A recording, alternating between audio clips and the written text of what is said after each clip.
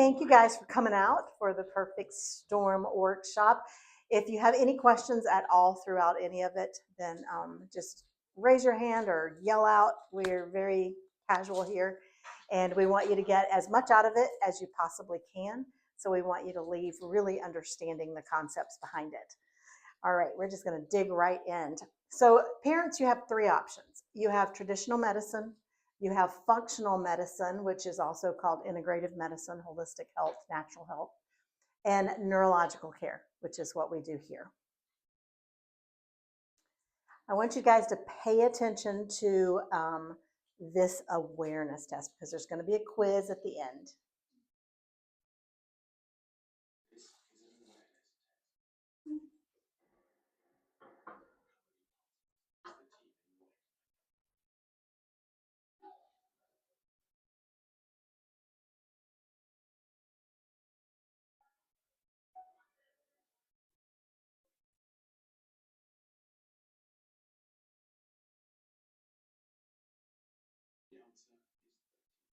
How many? How many got it right? I said 13. He's a basketball player, though. He can catch it. What do you see them in what? No. Yeah. I seen the video on real before. Yeah. Oh yeah. I still. Oh. Right? So the point of it is that you're going to miss what you're not looking for. So if someone's not looking for the reasons behind colic or the reasons behind ear infections, if they're not going to see it, they're just going to see what they've always been told. They'll outgrow it, right? So we have to be looking for the things that we really want to understand. So what exactly is the perfect storm? Dr. Tony Ebel kind of, it actually wasn't even him that put this together. It was his mentor that put this together. Dr. Tony Ebel has kind of taken it to the world though. So the perfect storm starts long before we think that it should. It starts when we're pregnant. It starts in pregnancy with maternal stress. So all kinds of things happen when we're pregnant. We've got 9 months of life can go wrong, right? This can go wrong, that can go wrong, this stressor happens. We move, we change jobs, people die, all kinds of stressors happen when we're pregnant. And whatever our nervous system is doing at the time is exactly what our baby's nervous system is doing. So the baby's nervous system is mirroring mom's nervous system. So when we do neurological insight scans, we can actually see what mom's nervous system's doing, but at the same time, we can see what baby's nervous system is doing as well. So it's a good way for us to look in and go, okay, are there any variables that we can shift before this baby is even earthside, right? Then the second thing that happens is birth is traumatic. Even a healthy birth is traumatic. But then if you add C-sections, you add inductions, you add vacuum extractions, anything like that adds extra stress. A special forceps and vacuum extraction puts a lot of stress right in the area that is between C1 and C2. So when something's being pulled, and you're going to see another video in a second, but when something's being pulled, the occiput and C1 have sort of a suction mechanism. They're going to stay together. So C1 is going to be pulled up with the occiput, but then C2 is going to drop below. Right between C1 and C2 is the brainstem. That's where the vagus nerve is, and that's where a lot of damage can happen. So there's significant mental and emotional stress during the prenatal period. It's clinically documented in over 50% of cases. And, really, if we think about it, it's probably more than that because life just happens. We can't shield ourselves from life during the 9 months that we're pregnant. And then the medical interventions, this is clinically documented in over 80% of cases. And then we have stressed, colicky, constipation, and that is 4 times more common in children with autism than those without. And then we've got the sensory kids, we've got the constantly sick kids, the challenging toddler, and all of these things are often looked at as normal parts of childhood, but we know they're not. So a baby's born, we've had some emotional stress during pregnancy. Then we had a difficult, maybe a long, prolonged delivery or something. And then all of a sudden, our baby's colicky. So we go to the doctor. What do? They tell you it's normal and they give you Mylicon drops, right? Yeah, or gripe water or something. And then the colicky baby becomes a constipated baby. Same thing. What do? They give you stuff that's not even, they give you Miralax, which there's no studies saying that it's even safe for children. So they give all these things and tell you that it's normal and they send you on your way. But we know that it doesn't, they don't outgrow it. They grow into other things. They grow into sensory processing disorders. They grow into ADHD. They grow into other problems. So our goal is to stop those things before they ever even happen. The sensory spectrum hyperactive, emotionally stuck children, the rates of autism have more than tripled since the year 2000, affecting 1 in 20 boys and 1 in 70 girls. These are very conservative figures. Some of the studies coming out of California are saying that in California alone, autism is 1 in 12 boys. And then the rates of ADHD diagnosis have soared 67% in just the last 20 years, with 3.5 million being on medication. And what is the medication for ADHD? And what is Adderall? It's a stimulant, it's speed, right? So those are the kinds of things that we want to prevent. And then, of course, these children become angry, exhausted, and depressed teenagers. And we want to stop all of that before it gets out of control. And then if that's not caught, we have what we call the perfect storm adult too. So, and we're seeing a lot of perfect storm adults in the age ranges now of like 20 to 30, because it's a lot of perfect storm children that never got care. And so now they're perfect storm adults. They're anxious, they're stressed out, they're burnout, and they don't know what to do about it. 40 million adults is a lot of people. So what is it? It is stress stuck on. We have two sides of the sympathetic and parasympathetic nervous system, right? That is the autonomic nervous system, the central nervous system. That's where we want to go, is straight to the main driver. When we have stress stuck on, what that means is we're go, go, go, go, go. And you've probably felt that before in your life. So someone pulls out in front of you, what do you immediately do? You react, right? And that is the sympathetic nervous system. It's supposed to do that. We want to be able to get out of the way of a vehicle. We want to be able to get up in the morning. If we didn't have a sympathetic nervous system, we wouldn't even be able to get out of bed in the morning. So the sympathetic nervous system is extremely important. However, stress stuck on means you're stuck in that sympathetic dominant state. We want you to be able to go back to the parasympathetic state. 80% of that is the vagus nerve.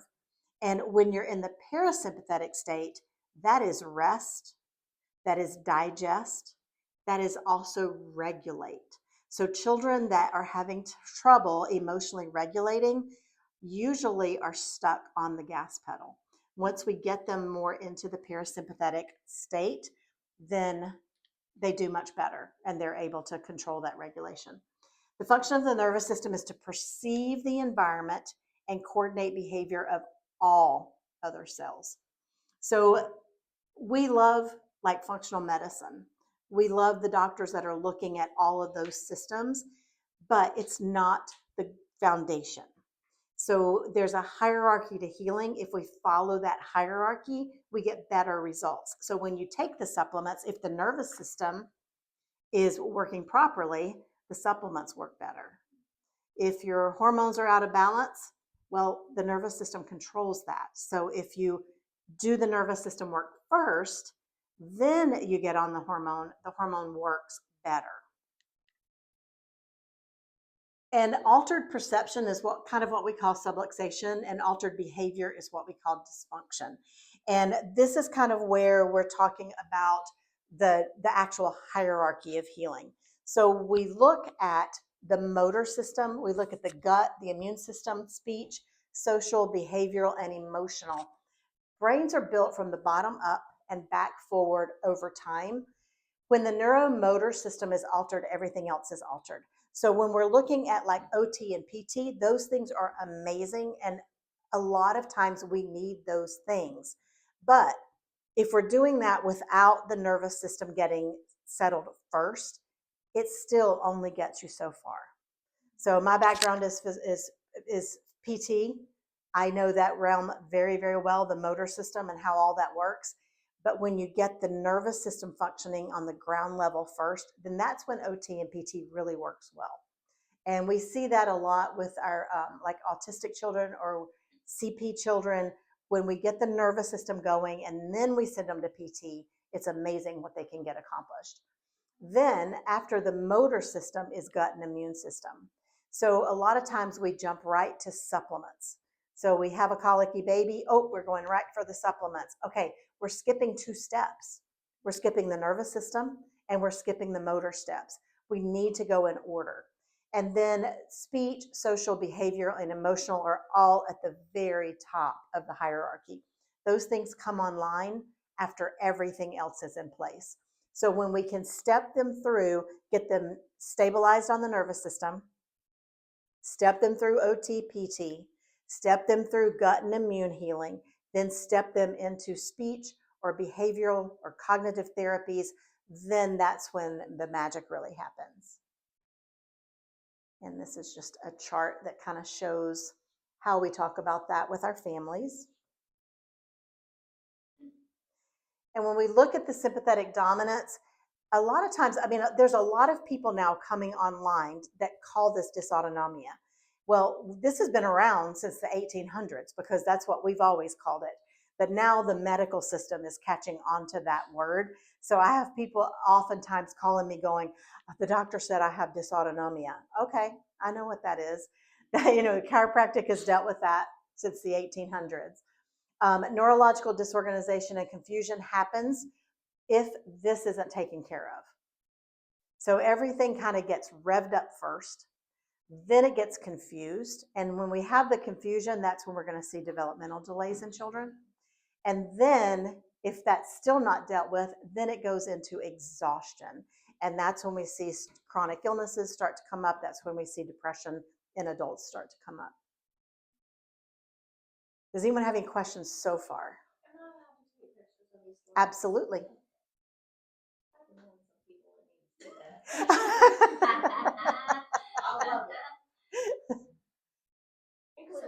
Including myself. With neurological exhaustion, is that like lumping in autoimmune diseases and things like that too? Yes. Yep. By the time you have an autoimmune disease, you know you're down here in the exhaustion area. Is that reversible?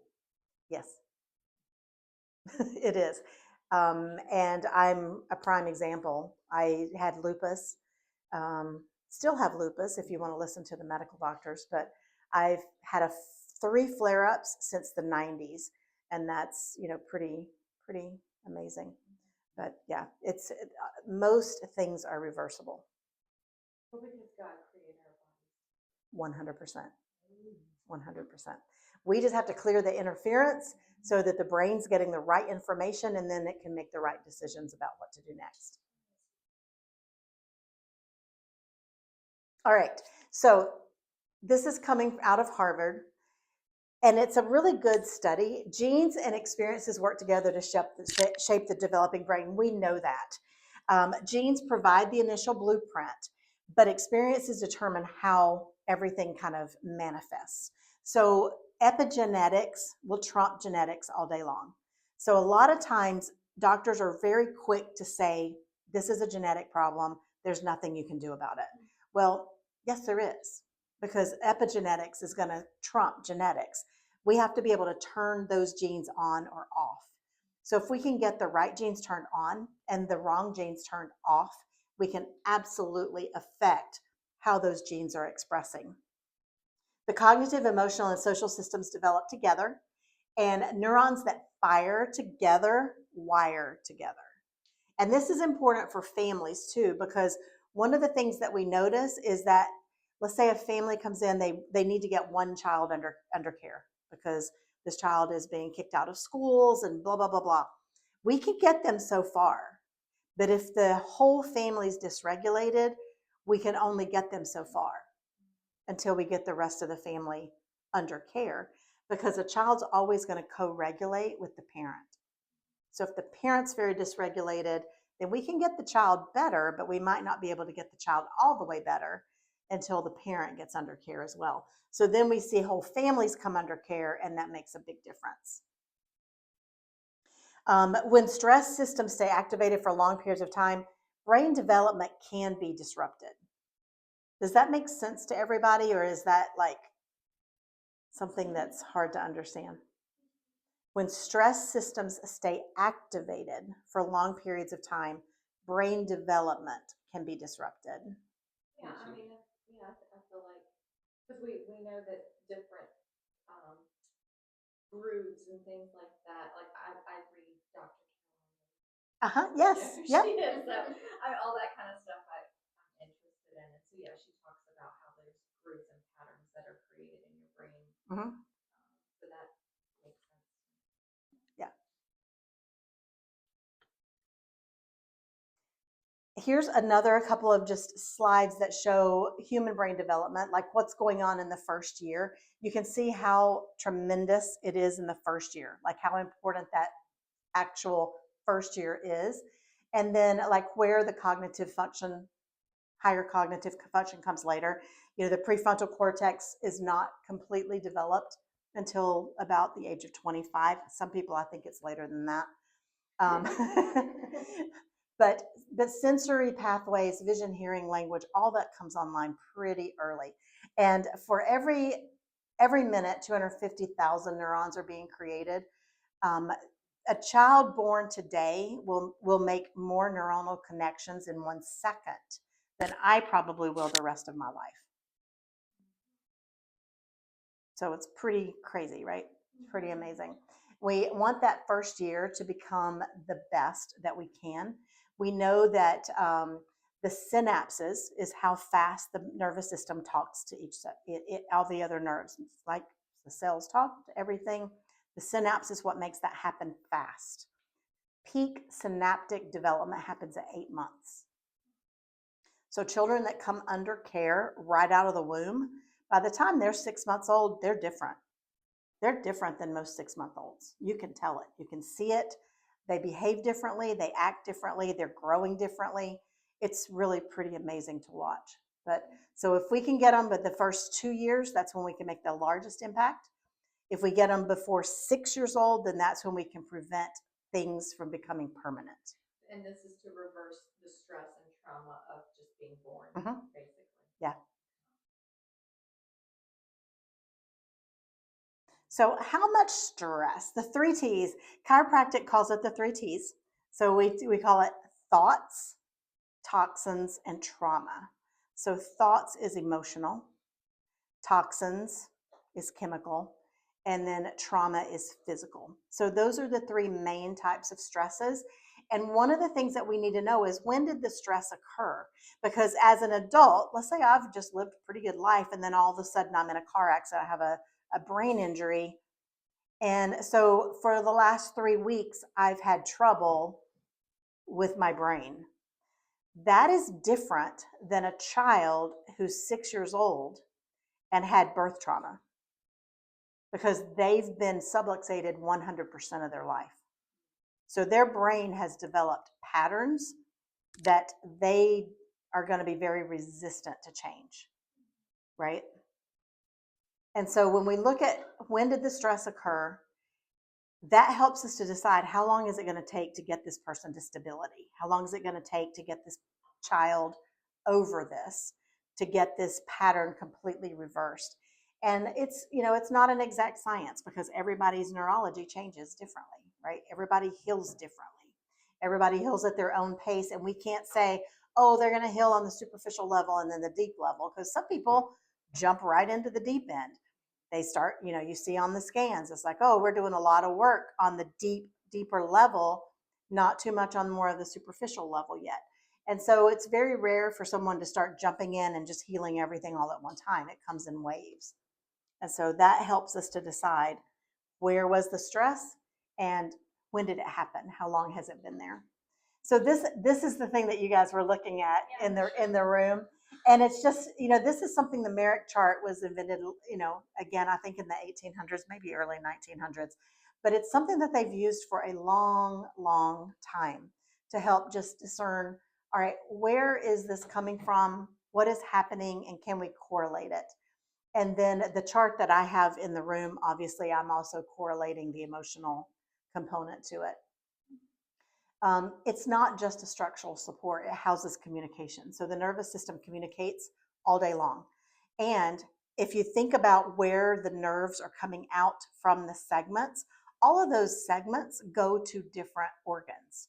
So that's why we know where some of this can be affecting, because we know if it's coming out at L3, those nerves go to reproductive organs.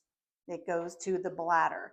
So we know that if there's problem at L3 with that specific nerve, then there's a likelihood that there's going to be a problem with that organ or an upcoming potential for problem with that organ.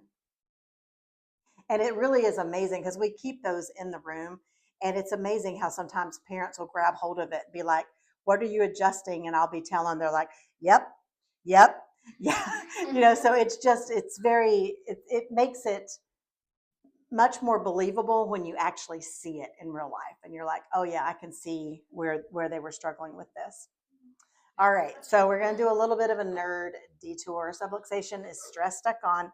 Everything goes a little dis. And that's Southern translation for just things just ain't working right. All right, dyskinesia, abnormal movement. So we see that a lot, especially in autistic children. So poor posture, uneven shoulders. You'll see sometimes children are just holding themselves really, really tight like this. You'll see them clumsy, like, they're running and all of a sudden they just fall. There's no reason for them to fall, but they fall. With adults, sometimes the joints just aren't tracking correctly. So abnormal movement is what we call dyskinesia. Disafferentation is abnormal sensory input.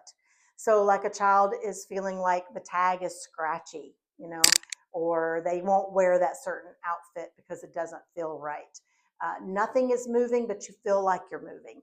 Those kinds of things we see as well with that's disafferentation.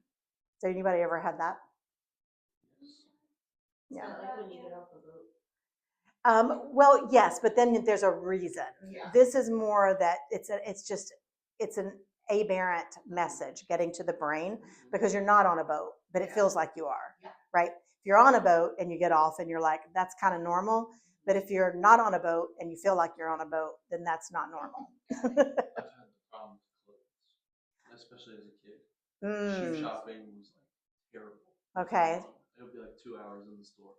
I try a shoe on and like, no, I can feel it touching right here. And I'm like, yeah. So you were a sensory kid. Oh, I got my butt beat before because I took my shoes off about 6 times because I didn't like the way my sock felt on my toe.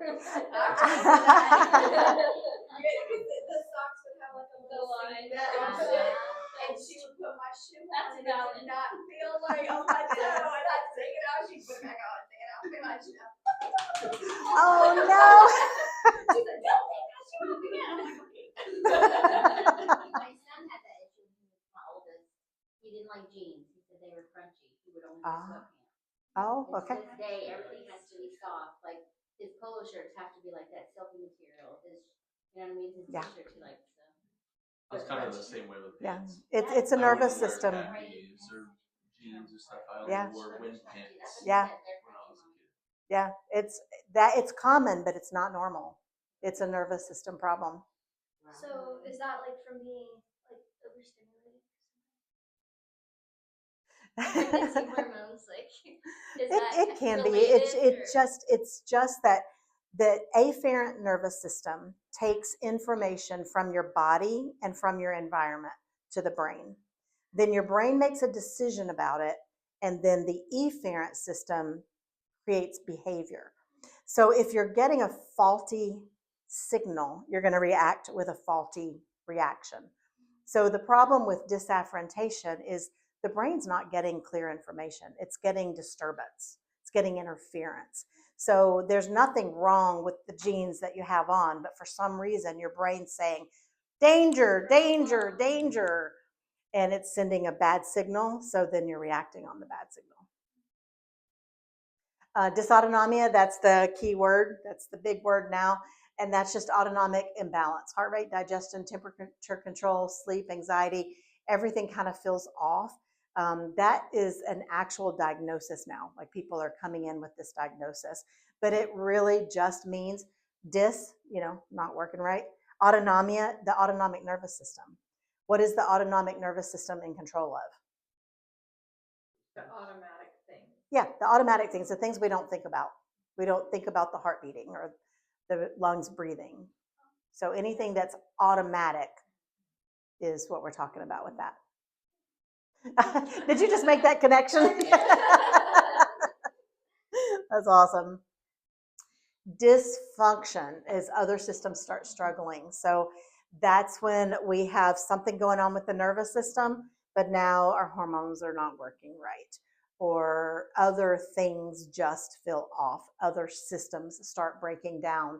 We can't process our food. Our motility is off. Those kinds of things start happening if it goes on long enough. No question. Yeah. Oh, sorry, I didn't know you weren't done with this slide. Oh, no, I you're thought fine. I was at a stopping point. No, you're good. But what is the relation with like OCD? Same kind of thing. Yeah. It is like a byproduct of Mhm. the root of this. Yeah. Okay. Yep. And then I don't know if there's another room for another one there, but dysbiosis. That's gut. That's what Madison and I, when we had determined what her issue was with her gut issues, Mhm. and really helped a lot with some of the plexus earlier, that really did help. But we're learning that there's still deeper Yes. things. So it Yeah. helped because Mhm. it was off. Right. But it's not the root. But It's 3 levels up on the hierarchy. Yeah. Yep. That goes under that dysfunction there. Yep. Dyspneisis is wasting energy. Your body burns way more energy than it needs to. We see that on the scans. So we see an energy index on the scans. It shows us if they're just completely tanked or if they're expending a lot of energy. We see dyspnesis on there. Would you say that there's also a connection that you see with autoimmune? Mhm. Like, because one of the things that we had learned, which like I said, I just like to know all the things, but it's just that if your body is got autoimmune, and so then your fan comes on to lower your temperature because the autoimmune is trying to keep your body at a healthy, it's trying to keep it at a healthy temperature. So your fan is coming on to keep the body temperature down, but then the fan on all the time is burning energy. Mhm. And so then that's why the autoimmune has a lot of chronic fatigue, Mhm. because your fan is just like Right. Yeah. all the time. Okay. All right. Well, I just wanted to confirm. Yeah. That was the connection. Yeah. Okay. It is I mean, all it's of connected. that. Yep. It is all connected. And honestly, there's a lot more disses that we could have put up there, but those are the main ones that relate specifically to what we see in the nervous system and why it causes other dysfunctions. So this is the one. Can you just flip that light off? I want them to be able to see this. This is the other one. This is when we're talking about the moonwalking bear. This is a C-section. And and what I want you to pay attention to is what they do, how they get the baby out. 2 of them. I had 2 C-sections. I had one. Her and my twin. Yeah. And I'm not saying that they're bad. I think they're overused. And well, actually, even the WHO says they're overused. But there is a cost to it. It's like it saves lives, but at the same time, we need to repair what happens in the process. Some people request a C-section. Yes. I feel like that should be like the last alternative. Like Yes. My case, it was an emergency C-section because the cord was wrapped around his neck. Yep. Big but difference. I have friends who are like, no, I'm scheduling a C-section. Oh, mine was scheduled. Why do you want to? But Twins and high risk, which is a Well, little the different first one situation. was, I had a cerclage. So they were like, well, we can either take the cerclage out and let you go into labor on your own, or we can just schedule the cesarean and we will take care of both at the same time. And I didn't know any different. No Right. one ever told me Right. like what. And I was like, hey, we can schedule this thing. I can go to Walmart, get what I need No. to get. And I did that. And I went and got my film, back in the day, and then I just show up at the right here across the street and Yeah. had my baby, and and then of course the second one, I had twins, and I had already had a C-section, so he was just like, well, this is just going to be probably a better, healthier way for you to do this, and I was like, okay, like I didn't Yeah, know. yeah. They make it seem like it's okay, like Yeah. they're giving people the choice. Right. They should give them the choice. They shouldn't. Right, right. Yeah. I mean, and there's a lot we can talk about with like, the cranial molding, the wash of the bacteria. There's a lot of reasons why vaginal delivery is essential when at all possible. Yeah, I wasn't in my crunchy era then. No. Yeah. No, Yep. before all of that. Right. Yeah. All right. So I'm going to go ahead and play. Okay. You're gonna see what you do. I definitely remember all this. Of course, you have a screen though. Like as a mama, you have the screen.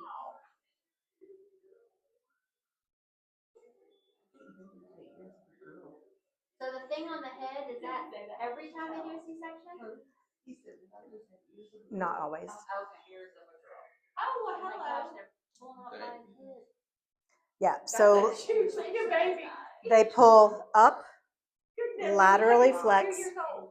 and rotate. And, like if you're passing off a newborn baby, what is it you always say? Hold their head. Yeah, hold their head, watch their neck, and their Just hold them by their head. spin right at that upper cervical. So it literally causes brainstem injuries. Yeah, They don't tell you all that. they don't tell you all that. He's fine. They don't tell you all that. He's all good. Aww. That's just a close up at the poor baby. Yeah. Poor thing. And then here's the startling thing is why do we have so many C-sections? On is better from, well, I don't know. Can you see it? Can you see it okay? Okay. So for the C-sections, 5% in 1970, 32.4. That's huge. There's a lot of money to be made. Yep. In the hospital. Yeah. So somatic dysfunction, subluxation, this study points out that in 99 out of 100 infants, at least one pattern of subluxation was found after birth. So in my opinion, every hospital should have a chiropractor on duty to deliver an adjustment the moment the baby's delivered. I'm gonna be driving across the street. I know that my youngest so far has been 17 hours. That's come in for an adjustment.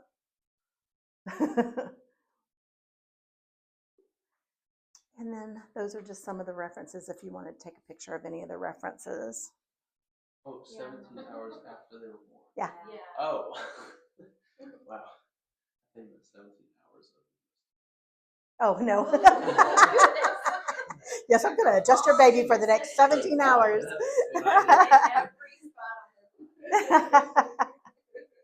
on Might be a little bit. Right?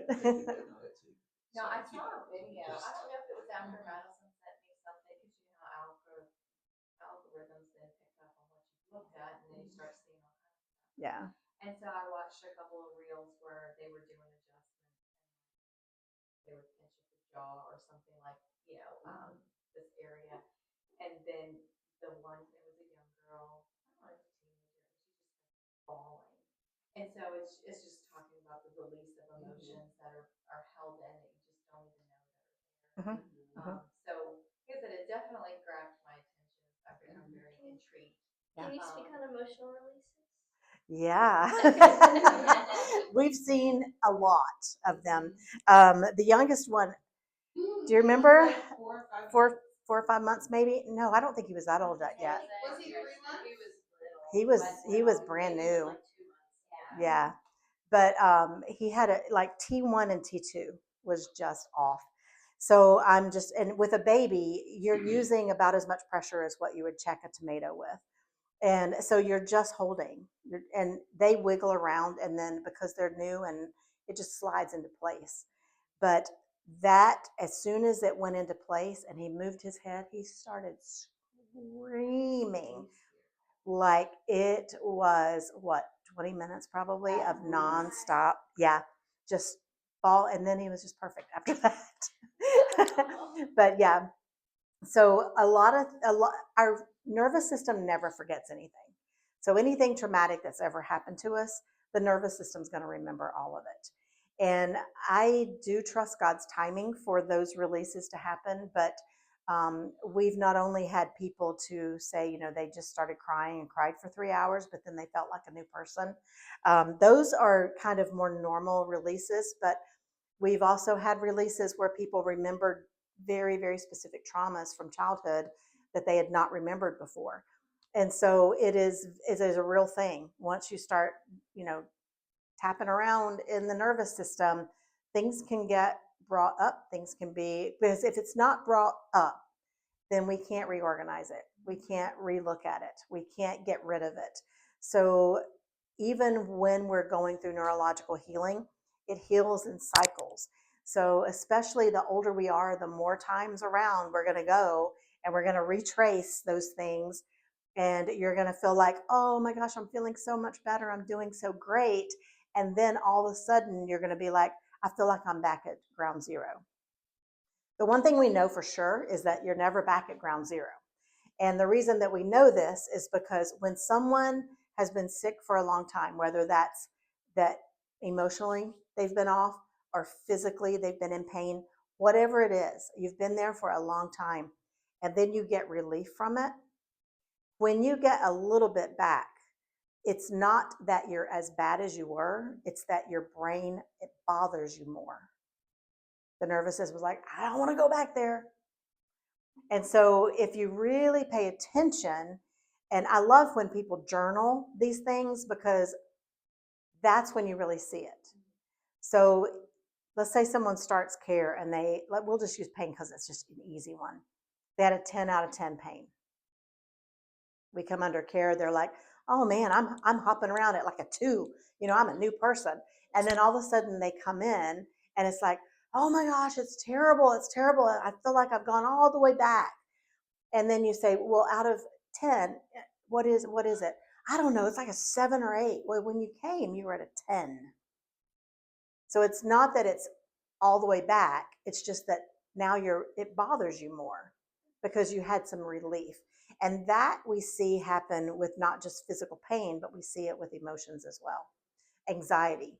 It's like, you can watch people go like, oh my gosh, I just feel so anxious. And it's like, your energy is really good though. Whereas before, your whole body, if I put my hands on you, your body would move my body. And now when I put my hands on you, nothing's happening. I'll tell a very specific story, but after we turn off the video. So help me remember to come back to that. But yes, emotional releases do happen, and we want them to happen, but they're not always fun.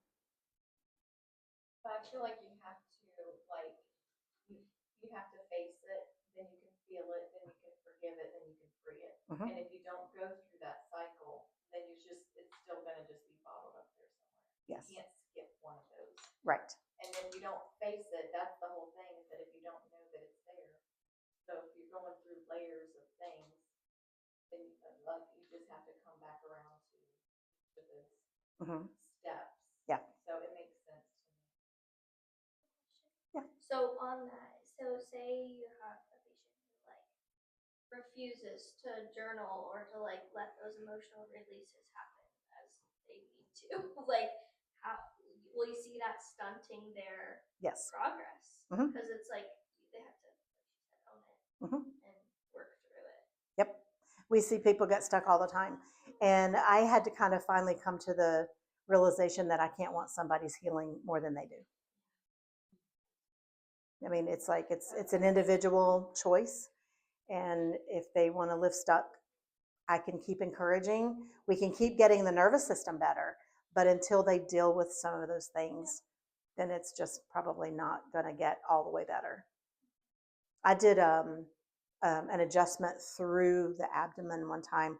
Those are done for spondylolisthesis, and it's a very specific adjustment. But anytime you're dealing with this area, the solar plexus, you can trigger the release. But as soon as we did the adjustment, the lady on the table just started bawling. She was like, "What's happening to me?" I'm like, "You're having an emotional release. Let it happen. Just cry. Just cry. Let it out." So much better. Yep. Yeah, interesting. Do any of y'all want to like share experience? Because some of you guys have had some of that stuff happen. You want to share? I can share. So when I started working here in Key Care, I was going through, or I started going through the process of separation with my husband. So I was already at a level 20 for anxiety on top of previous anxiety issues. I really very confident I had postpartum depression after my daughter, but it wasn't treated because I didn't have language for it. So I was like high emotion, high sensitivity, all the things. And there was one day, I don't know what I said, but I just came in here and was like, I don't have it today. And normally when I come to work, I can put that stuff in a box and just be at work. But Dr. Oda did my adjustment, and she did, she put on a certain song, and like, can't remember the exact wording of what you were doing, but it was just like I felt warmth, and then it was just cry, and it felt so good to just let all of that out. And even after I was exhausted because I cried for a little while, but just feeling like, okay, now that I've been able to process through those emotions, I'm not holding them in anymore.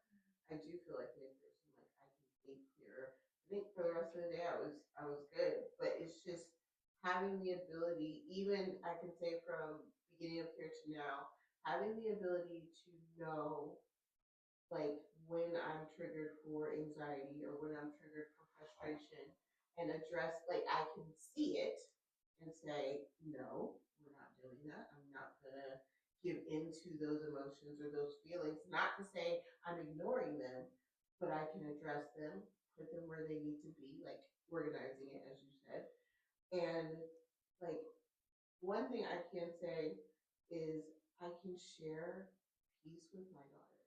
Like when she goes to bed at night, and like last night is a perfect example. Homegirl was wired. And when I say wired, that baby was putting her feet on her head, and she was just, I have so much energy, mommy, I can't calm down. I lay next to her, and all I do is breathe. So having like before care, I would have been yelling at her. She would have been crying. I would have been crying. It would have been a very bad night. And I'm going to bed feeling guilty because I yelled at her because I was crying. And like, it's just so much guilt and frustration. But having the ability to say, this is giving me, or this is causing these feelings. I want to address it this way. I'm breathing through it, and I can properly address and move forward through it. So learning how to self-regulate. Mm-hmm. It's so much easier now. So much easier. And I believe for my family, me coming under care first, and now my daughter is under care, and my mom is under care, them two, it's like another child in the house. But anyway, them two, me having the ability to regulate myself has helped them get through their messy levels or deal with any issues they've had, because I can walk them through it. That was gonna be my question. Is it better to do the parents first? Depends on the family. It really depends on the family, but oftentimes it's better to get the families under care together if they can. If they can't, then it depends on how bad everything is. Like, what does the whole landscape look like? What is the one thing that needs to change for the family to function a little better? Sometimes that is if the child is so dysregulated that they're just causing chronic chaos and dysregulation for everyone else, then sometimes it's better to go ahead and start that kid, knowing that if anyone else in the home needs to be regulated, we're probably only going to get him so far until everybody else kind of starts coming under. You keep That's nodding. Do you how- want to? Well, I mean, my family, I had one child who needed to get in here and get regulated first. And so, and it just depends on like you've got one kid that just really needs it and your whole life is just catering to this child and you're so stressed and overwhelmed because you can't go out of the house without meltdowns and all this stuff. And so, did we all need it? Yes. Have we all gotten there? Yes. But we needed to put my child through it first before the rest of us did. But Vita's story is completely different. So it just depends on you. And one thing I wanted to say too, like with Vita, like a lot of times we see these videos about people having the emotional release on the table, and that's not always the case because the way that Dr. Otto works with TRT, your brain has to integrate the adjustment, and so sometimes that happens an hour or like 5 hours later, and so like don't be alarmed to like feel that emotional release like not immediately, because it can happen later after the fact too, and that's still chiropractic working 24/7 when you're under it. So it's a really cool process. Yeah. Well, the adjustment is delivered, but the adjustment happens after that. So I'm not doing anything other than clearing interference, so then the body can take that information and do something with it. So the real adjustment happens after you're out of here. Yeah. Which is a little different than like a chiropractor who focusing more on pain. People come in expecting to leave out of pain. And I'll take pain patients, but I'm always very upfront with them that I'm not chasing their pain. It's like what I do goes much deeper than just your superficial symptoms. And so you may not come in here and get an adjustment and leave out of pain. And so I want them to be aware of that because there's plenty of amazing chiropractors in this area that do that. That's not what I do. So if that's what they're looking for, I would rather them go somewhere that I know they can walk in and they're going to have the time to spend to try to get them out of pain before they leave their office. For me, I'm looking to get you out of pain in 6 months or a year. I'm looking to get it permanently out of your system. So I'm just always real upfront when people come in for pain, in that I'm not the best pain chiropractor in the area. If you want some recommendations, I have those. But a lot of times just talking to people about what we do and how it's different, sometimes they do go and that is absolutely fine. But sometimes they choose to stay because they're intrigued and they didn't realize that kind of care existed. Well, I think the difference too is if you're going to root for the healing rather than still treating the symptom. Like they're just wanting the quick fix of the pain to go away. Right. They don't want to address the real problem, which is probably some junk they got to deal with and why they're dealing with pain in the first place. Correct. Because there's Correct. so many things like that will manifest physically Mm-hmm. that have really a whole a lot of times there's a lot of lifestyle stuff that needs to take place. They don't do that. Yeah. Does the type of care you do, can that treat like if you have pain due to an injury that you like? Yes, but again, it's not immediate because I don't chase that. Yeah. So I'm not going to, like, if you're on my table, you can go ahead and turn that off. Okay. If you're on